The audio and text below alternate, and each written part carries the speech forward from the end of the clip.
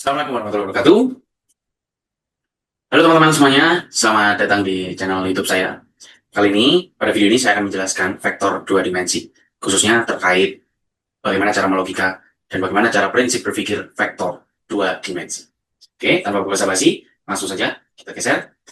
Tentunya materi ini akan dibawakan oleh saya sendiri, yakni Dian Ramadhan Putra, dari Prodi S1 Teknik Sipil Angkatan tahun 2025 di Universitas Negeri Malang dengan NIM 2505, 2362, 2304, offering B3. Goals daripada video ini atau tujuan daripada video ini, tujuan utamanya pertama adalah untuk memenuhi kewajiban tentang tugas ya teman-teman, tugas proyek saya sendiri pada mata kuliah fisika di program studi S1 Teknik Sipil Universitas Negeri Malang.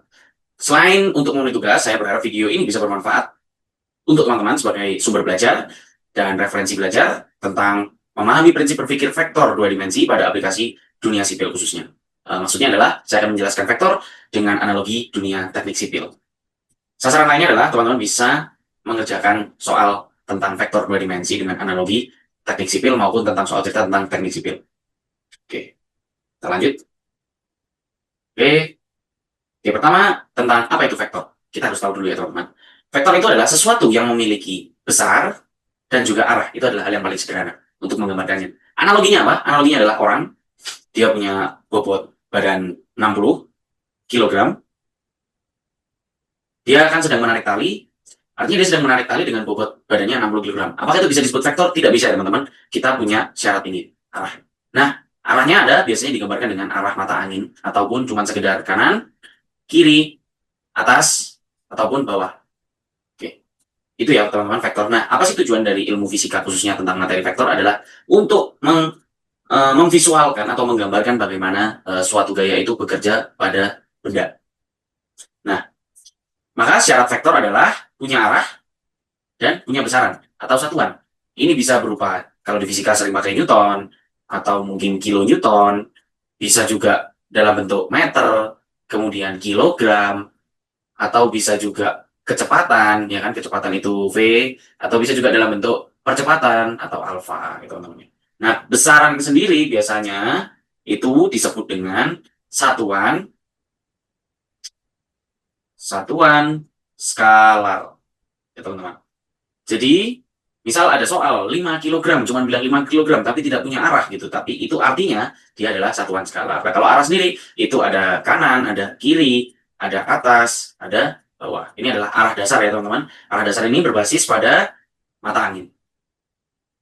Oke, itu syarat vektor ya teman-teman ya. Sangat mudah ya, sangat mudah untuk dipahami. Nah, untuk mempercepat pemahaman, kita akan langsung terjun ke contoh soal itu. Oke, contoh soal satu untuk mengenalkan tentang pemahaman prinsip arah. Dari contoh soal di samping, ada orang berpakaian baju kuning, atau kita ganti namanya jadi F1, dia mendorong benda ke arah kanan. F1 ke arah kanan sebesar 100 Newton. Nah, sedangkan F2, ini pria ini kita ganti namanya jadi F2 ya teman-teman. F2, dia mendorong ke arah kiri sebesar 120 Newton. Nah, ini 120 dan 100 ini satuannya teman-teman. Nah, maka kita masukkan sama seperti yang ada di kotak ini ya teman-teman. F1 ditambah F2. Nah, sampai sini dulu. Kenapa kok ada F1 ditambah F2? Ini bisa juga kita sebut dengan sigma F, atau total gaya yang bekerja, atau total gaya yang diterima oleh kotak biru. Nah, gitu ya teman-teman, sigma F ini adalah total gaya yang diterima oleh kotak biru. Maka kita masukkan F1 itu nilainya 100 ditambah dalam kurung minus 120. Loh, kenapa kok minus? Karena arahnya berlawanan, teman-teman. Nah, ini adalah prinsip arah yang pertama. Kalau arahnya berlawanan, maka dikurangi. Bentuk ini kan bisa aja ya, teman-teman. Langsung saya tulis 100 dikurangi 120. Ini ya, ini asal-usulnya dari sini ya, teman-teman. Maka ini berlaku juga kalau misalnya ada gaya yang ke atas dan ada yang ke bawah, atau sebaliknya, seperti ini. Atau ini juga sebaliknya, berlawanan, maka nilainya dinegatifkan. Oke, teman-teman. Oke, ini prinsip yang pertama. Maka nilainya minus 20. Minus 20 ini adalah penghitungan secara matematis. Kenapa kok negatif 20? Kita logika biasa aja ya teman-teman. Kita tidak usah perhatikan hitungan matematika. Kita hilangkan hitungan ini. Orang kanan kan terlihat lebih besar ya teman-teman dibandingkan orang yang kiri. Otomatis yang lebih kuat orang yang di sebelah kanan yang menggunakan pakaian baju hijau. Artinya si orang dengan berbaju kuning ini dia mendorong benda sekuat apapun. Kalau misalnya orang yang ada di sebelah kanan lebih besar, maka tidak akan bergerak ke arah kanan, tapi justru bergerak ke arah kiri. Nah, makanya minus 20. Nah, minus 20 ini adalah penggambaran secara matematis di atas garis kartesius dengan koordinat X dan Y. Maka F2 di sini dia ke kiri ya teman-teman, karena ke kiri, ini F2. Dan F1 dia ke kanan. Nah, ini 120 Newton, ini 100 Newton. Nah, maka kita total dulu nih gaya, berapa total gaya yang diterima oleh si kotak biru ini dengan bentuk ini tadi ya teman-teman, dengan bentuk F1 plus F2. Atau kalau misalnya teman-teman bingung nanti takut salah, teman-teman bisa langsung tulis ini aja. Ini F1 ada karena ada orang ke satu, terus ada orang kedua. Terus teman-teman lihat arahnya, dia berlawanan nggak? Kalau berlawanan negatif. Nah, kalau misal dia searah berarti positif teman-teman kalau searah. F1 plus F2. Nah, kalau searah itu positif. Itu gimana? Jadi si orang berbaju hijau ini dia pindah ke sebelah kiri juga. Gitu. Jadinya ini ada kotak, terus ini ada dua orang teman-teman. Nah, ini yang pakai baju kuning, ini yang pakai baju hijau. Nah, maka udah pasti kotaknya akan bergerak ke arah kanan. Nah, ini ya. Ini adalah prinsip arah. Maka nilai positif, ini kita hapus dulu. Saya hapus dulu. Saya sisakan yang minus 20 ya teman-teman, karena penjelasannya belum selesai. Ini masih ke syarat. Prinsip arah. Oke. Artinya kalau ada gaya yang satu arah, mau itu ke kanan, mau itu ke kiri, ataupun ke atas, atau ke bawah. Nah, ini maka nilainya positif teman-teman. Nah, ini yang oke. Nah, ini kan tadi udah selesai ya teman-teman. Nah, logikanya adalah gimana sih cara tahu berapa gaya yang akan diterima oleh si kotak ini gitu, atau bahasa gampangnya menang mana lah gitu. Nah, udah jelas teman-teman, yang F2 ini lebih gede nih 120 dengan perbedaan 20, artinya dia 20 lebih menang, dia ke kiri. Artinya kalau digambar lagi si ke kanannya ini udah 0 ya, artinya dia akan bergerak ke kiri sejauh 20 sebesar 20 Newton itu gaya yang diterimanya. Nah, bisa bahasa matematisnya itu adalah negatif 20 karena dia di sisi kiri X, di mana nilai sisi kiri X ini kan minus ya teman-teman. Ini ada minus 1, minus 2, dan seterusnya. Nah, bisa kalau teman-teman nggak suka nulis nilai negatif, teman-teman harus kasih arah. Artinya dia 20, gaya yang diterima adalah 20 ke arah kiri. Nah, ini sama aja ya teman-teman. Ini sama. Nah, ini prinsip berpikir pertamanya. Oke, kita lanjut ke contoh soal 2 yang lebih kompleks. Oke, contoh soal 2 ini udah mulai kompleks ya teman-teman. Ini ada sisi miringnya, di mana gaya itu dia miring gitu. Oke. Tapi saya akan membahas satu saja ya teman-teman, karena takut durasinya tidak cukup. Saya akan membahas yang fokus pada F1. Nah, kalau teman-teman dapat soal seperti ini, pertama kita gambar dulu di kartesius teman-teman. Nah, ini adalah join ya, ini namanya join teman-teman. Ini biasanya sering ditemukan di struktur jembatan. Join ini kita taruh posisinya di 0,0. Artinya di mana? Di sini ya, di tengah-tengah sini. 0,0. Terus kita fokus ke F1. F1 dia membentuk sudut 60 derajat. Sedangkan F2 membentuk 40 derajat. Gitu. Gampang ya teman-teman ya. Nah, di dunia teknik sipil nantinya beban atau gaya-gaya yang bekerja pada suatu bangunan, suatu struktur, suatu elemen apapun itu nanti bebannya nggak cuma vertikal maupun horizontal, tapi satu beban vertikal dan juga beban horizontal, arah vertikal dan horizontal ini adalah arah dasar. Nah, terus kalau ada arah miring gimana? Kalau ada arah miring, maka kita harus mengubah bentuknya menjadi ke arah vertikal dan horizontal, ke bentuk dasar. Caranya gimana? Kita langsung ke F1. 60 derajat.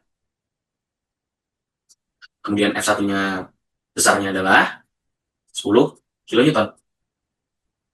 Oke. Nah, ini kita ubah dulu bentuknya. Jadi gini. Nah, jadi gini ya. Nah, karena bentuk beban miring ini bisa kita uraikan ya menjadi hanya vertikal dan horizontal. Kemudian ada istilah X dan Y. X dan Y di sini X dan Y di sini, X itu adalah horizontal dan Y itu adalah vertikal. Oke, mudah ya. Nah, maka kita ini nantinya akan menjadi vertikal, ini menjadi horizontal. Nah, atau vertikalnya kita tulis jadi F1 Y. Dan horizontalnya kita ubah menjadi F1 X. Nah, ini yang kita butuhkan. Nah, gimana cara mencarinya? Kita menggunakan trigonometri dasar. Kalau siku-siku itu 90 derajat, artinya ini sisanya 30 derajat. Oke, ini udah pas 90 derajat ya teman-teman. Nah, ini sudutnya dia menghadap ke sini, ini depannya, ini miring, ini samping, ini depan. Nah, trigonometri gimana teman-teman? Kalau kita mau nyari sisi depan, kenapa kok nyari sisi depan? Karena sisi depan ini adalah vertikal. Nah, maka F1Y sama dengan, pakai apa? Sin. Depannya yang dicari, ini sin theta ya teman-teman. Sin theta. Oke. Per miringnya ini berapa teman-teman? Nah, miringnya ini pakai ini. Pakai 10. Nah, maka F1Y sama dengan sin sudutnya berapa? 60 derajat dikali 10. Kenapa 10? Aljabar biasa ya, pindah ke sini. Nah, ini adalah F1Y. Udah. Nah, kemudian F1X. F1X yang mana? F1X yang atas ini ya teman-teman, yang horizontal ini. Itu sama dengan, ini hadapnya kemana? Miringnya di sini, berarti ini depannya. Depan, samping miring. Artinya pakai apa teman-teman? Sin, depan, samping miring. Pakai sin demi, sin depan miring. Berarti sin theta, karena tahu sudutnya 30 derajat, langsung aja. Sin 30 sama dengan, kita cari hanya depan per miringnya berapa teman-teman? Masih sama, 10. Artinya, sin pakai pindah ruas, 30 dikali 10. Oke, itu untuk F1X-nya teman-teman. Nah, terus, itu kan untuk yang F1 teman-teman. Nah, F2 itu tetap sama teman-teman. Nanti teman-teman uraikan menjadi bentuk yang lebih sederhana. Teman-teman cari F1X, F1Y-nya. Habis itu, teman-teman, apa yang harus kita ketahui? Kita harus total semua gayanya. Nah, gimana caranya? Maka kita tulis R di sini. R itu apa, teman? R itu artinya R resultannya. Jadi dia ada resultan X dan ada juga resultan Y. Nah, resultan X-nya gimana? Nah, resultan X-nya totalnya adalah F1X. Total ya, ditambah. Hati-hati, ini kan ada F2. F2 kan kalau diuraikan gimana? F2 kan kalau diuraikan begini ya. Gini, ini kartesiusnya. Nah, ini tadi gini. Ini seperti ini. Nah, F1X plus dalam kurung min. Atau, maaf, bacanya biar konsisten dari kiri ya. Bacanya dari kiri. Atau bisa langsung juga sih teman-teman. Bisa mau dari F1 juga bisa tadi. Misal kayak tadi F1X-nya kan udah ketemu ya. F1X-nya kan tadi sin 30 dikali 10 F1X. Berarti ditambah, karena arahnya beda teman-teman. Ini dalam kurung minus F2X. Kembali ke prinsip yang pertama tadi, kalau beda arahnya dikurangi. Atau ini langsung aja ditulis F1X min F2X. Kenapa? Ini ya, arahnya berbeda ya. Ini F1X, ini F2X. Nah, RY-nya, resultan Y-nya, total gaya Y, itu masih sama. F2Y, arahnya gimana teman-teman? Arahnya sama, berarti langsung positif aja. Ditambah F1Y. Maka kita punya total gaya X dan juga Y yang bekerja pada bidang itu.